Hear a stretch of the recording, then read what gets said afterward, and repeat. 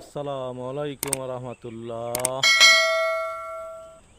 সম্মানিত দিনী ভাই বোনেরা, আজকে আমরা একটি গুরুত্বপূর্ণ আমল শিখব।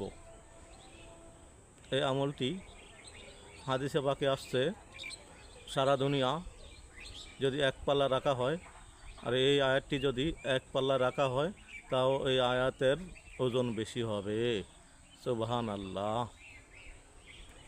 আজকে আমরা দুনিয়ায় একটি বিরাট অভাব, যার যে অভাব সে বোঝে অভাব যে কী যন্ত্রণা। যার যেটা নাই সে বোঝে সেটা কত দরকার। আমাদের যাদের ছেলে মেয়ে হয় না, তাদের মনের আশা আকাঙ্ক্ষা মৃত্যুর আগ পর্যন্ত থেকে যায়। যেমন আমাদের জাতির পিতা হযরতে ইব্রাহিম আলাইহিসসালাম জীবনভর দোয়া করেছেন, কামাই খাওয়ার আশা নাই রে আল্লাহ, মাটি দিবে কে, একটি সন্তান দে রে আল্লাহ, একটি সন্তান দে। আল্লাহ তাআলা তার ডাক কবুল করেছেন। ৮০ বছর বয়সে তার সন্তান হয়েছেন হযরতে ইসমাইল আলাইহিসসালাম। এই কোরআনের বর্ণনা, এ নিয়ে বিরাট ঘটনা। আমি আদমের মুখে এটা মানায় না, তাও সাধারণ বললাম।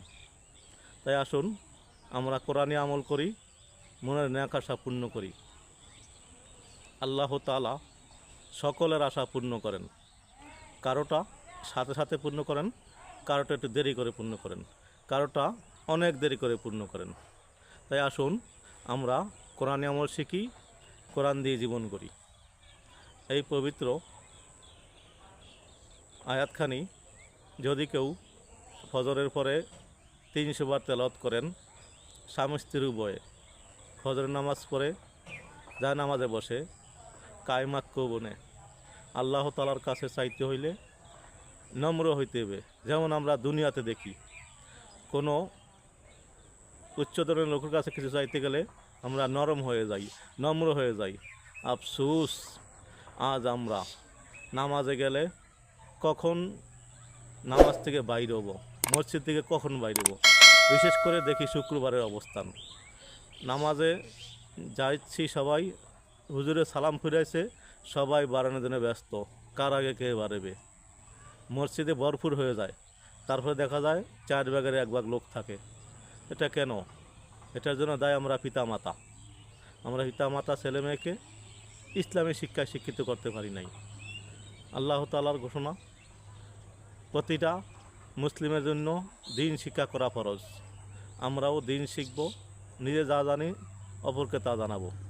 বিশেষ করে আমার গলের ছেলে মেয়েকে যদি আমি নামাজি বানাইতে পারি, কিয়ামত পর্যন্ত তার সওয়াব আমি পাবো।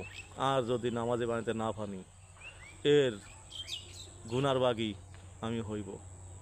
তাই আসুন আমরা কোরআনী আমল শিখি। এই পবিত্র আমলটি করার আগে আমরা 11 বার দুরূদ শরীফ পড়ব, পড়ার শেষে 11 বার দুরূদ শরীফ পড়ব এবং মুনাজাত করব।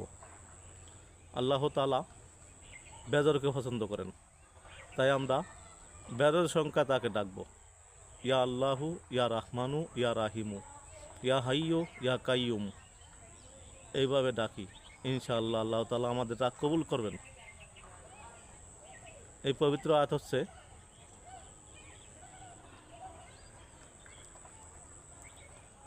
বিসমিল্লাহির রহমানির রহিম।